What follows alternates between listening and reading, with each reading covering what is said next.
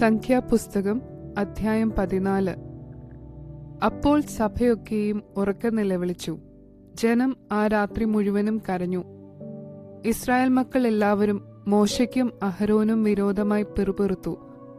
സഭയൊക്കെയും അവരോട്, മിസ്രയീം ദേശത്ത് വെച്ച് ഞങ്ങൾ മരിച്ചു പോയിരുന്നു എങ്കിൽ കൊള്ളായിരുന്നു, അല്ലെങ്കിൽ ഈ മരുഭൂമിയിൽ വെച്ച് ഞങ്ങൾ മരിച്ചു പോയിരുന്നു എങ്കിൽ കൊള്ളായിരുന്നു.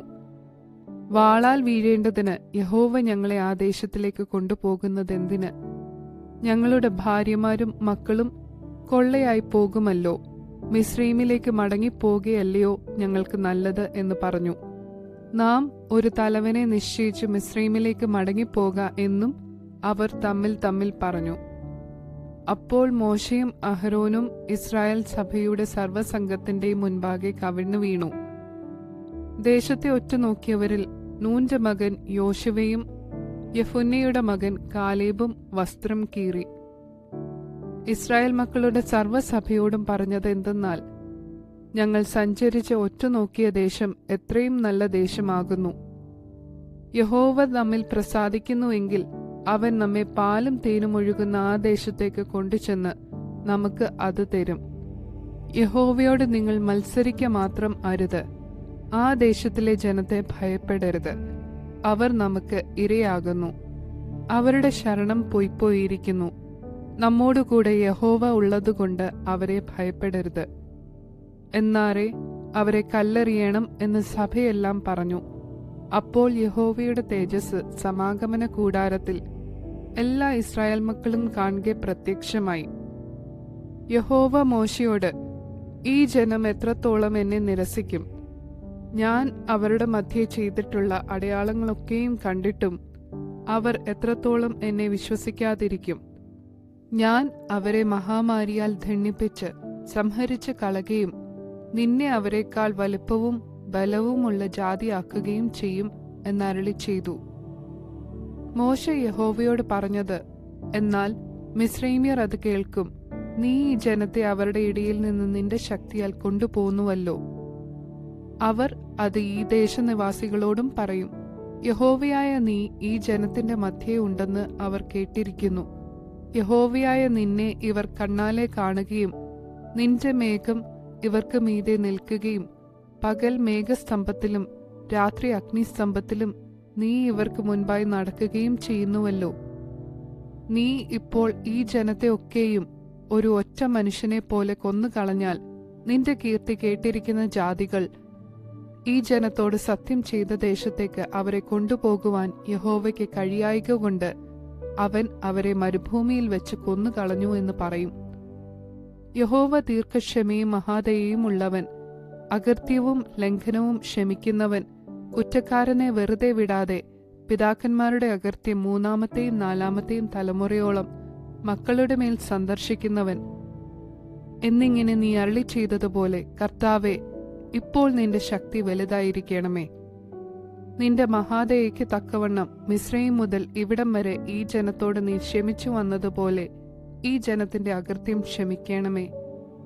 അതിനെ യഹോവ അരുളി ചെയ്തത്, നിന്റെ അപേക്ഷ പ്രകാരം ഞാൻ ക്ഷമിച്ചിരിക്കുന്നു. എങ്കിലും എന്നാണ് ഭൂമിയെല്ലാം യഹോവയുടെ തേജസ് കൊണ്ട് നിറഞ്ഞിരിക്കും. എന്റെ തേജസ്സും മിസ്രയീമിലും മരുഭൂമിയിലും വെച്ച് ഞാൻ ചെയ്ത അടയാളങ്ങളും കണ്ടിട്ടുള്ള പുരുഷന്മാരെല്ലാവരും ഇപ്പോൾ 10 പ്രാവശ്യം എന്നെ പരീക്ഷിക്കുകയും എന്റെ വാക്ക് കൂട്ടാക്കാതിരിക്കുകയും ചെയ്തതുകൊണ്ട് അവരുടെ പിതാക്കന്മാരോട് ഞാൻ സത്യം ചെയ്തിട്ടുള്ള ദേശം അവർ കാണുകയില്ല. എന്റെ ദാസനായ കാലേബോ അവന് വേറൊരു സ്വഭാവമുള്ളതുകൊണ്ടും എന്നെ പൂർണ്ണമായി അനുസരിച്ചതുകൊണ്ടും അവൻ പോയിരുന്ന ദേശത്തേക്ക് ഞാൻ അവനെ എത്തിക്കും. അവന്റെ സന്തതി അത് കൈവശമാക്കും. എന്നാൽ അമാലേക്യരും കനാന്യരും താഴ്വരയിൽ പാർക്കുന്നതുകൊണ്ട് നിങ്ങൾ നാളെ ചെങ്കടലിങ്കലേക്കുള്ള വഴിയായി മരുഭൂമിയിലേക്ക് മടങ്ങിപ്പോകുവേൻ. യഹോവ പിന്നെയും മോശയോടും അഹരോനോടും അരുളി ചെയ്തത്, ഈ ദുഷ്ടസഭ എത്രത്തോളം എനിക്ക് വിരോധമായി പിറുപിറുക്കും. ഇസ്രായേൽ മക്കൾ എനിക്ക് വിരോധമായി പിറുപിറുക്കുന്നത് ഞാൻ കേട്ടിരിക്കുന്നു. അവരോട് പറവീൻ, ഞാൻ കേൾക്കെ നിങ്ങൾ പറഞ്ഞതുപോലെ തന്നെ എന്നാണ് ഞാൻ നിങ്ങളോട് ചെയ്യുമെന്ന് യഹോവ അരുളി ചെയ്യുന്നു. ഈ മരുഭൂമിയിൽ നിങ്ങളുടെ ശവം വീഴും. യെഫുന്നെയുടെ മകൻ കാലേബും നൂന്റെ മകൻ യോശുവയും ഒഴികെ 20 വയസ്സു മുതൽ മേലോട്ട് എണ്ണപ്പെട്ടവരായി എന്റെ നേരെ പിറുപിറുത്തവരായ നിങ്ങളുടെ എണ്ണത്തിൽ ആരും ഞാൻ നിങ്ങളെ പാർപ്പിക്കുമെന്ന് സത്യം ചെയ്തിട്ടുള്ള ദേശത്ത് കടക്കുകയില്ല. എന്നാൽ കൊള്ളയായി പോകുമെന്ന് നിങ്ങൾ പറഞ്ഞിട്ടുള്ള നിങ്ങളുടെ കുഞ്ഞുകുട്ടികളെ ഞാൻ അതിൽ കടക്കുമാറാക്കും. നിങ്ങൾ നിരസിച്ചിരിക്കുന്ന ദേശം അവർ അറിയും. നിങ്ങളോ നിങ്ങളുടെ ശവം ഈ മരുഭൂമിയിൽ വീഴും. നിങ്ങളുടെ ശവം മരുഭൂമിയിൽ ഒടുങ്ങും വരെ നിങ്ങളുടെ മക്കൾ മരുഭൂമിയിൽ 40 സംവത്സരം ഇടയരായി സഞ്ചരിച്ച് നിങ്ങളുടെ പാതിവൃത്യഭംഗം വഹിക്കും. ദേശം ഒറ്റുനോക്കിയ 40 ദിവസത്തിന്റെ എണ്ണത്തിനൊത്തവണ്ണം ഒരു ദിവസത്തിന് 1 സംവത്സരം വീതം 40 സംവത്സരം നിങ്ങൾ നിങ്ങളുടെ അകൃത്യങ്ങൾ വഹിച്ച് എന്റെ അകൽച്ച അറിയും.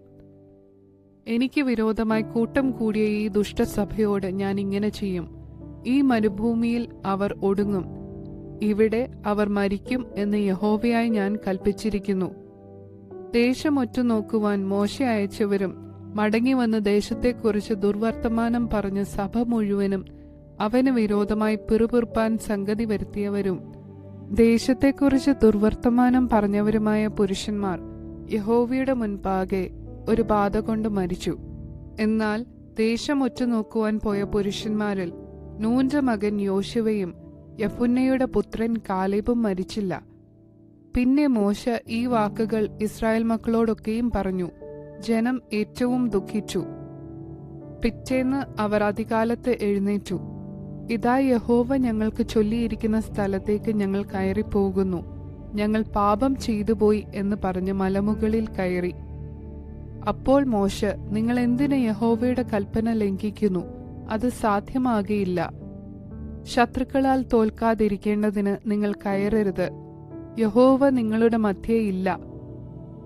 അമാലേക്യരും കനാന്യരും അവിടെ നിങ്ങളുടെ മുൻപിലുണ്ട്. നിങ്ങൾ വാളാൽ വീഴും. നിങ്ങൾ യഹോവയെ വിട്ട് പിന്തിരിഞ്ഞിരിക്കൊണ്ട് യഹോവ നിങ്ങളോടുകൂടെ ഉണ്ടായിരിക്കയില്ല എന്ന് പറഞ്ഞു. എന്നിട്ടും അവർ ധാർഷ്ട്യം പൂണ്ട് മലമുകളിൽ കയറി. യഹോവയുടെ നിയമപ്പെട്ടകവും മോശയും പാളയത്തിൽ നിന്നും പുറപ്പെട്ടില്ലതാനും. എന്നാറെ മലയിൽ പാർത്തിരുന്ന അമാലേക്യരും കനാന്യരും ഇറങ്ങി വന്നു അവരെ തോൽപ്പിച്ച് ഹോർമ വരെ അവരെ ചിഹ്നിച്ച് ഓടിച്ചു കളഞ്ഞു.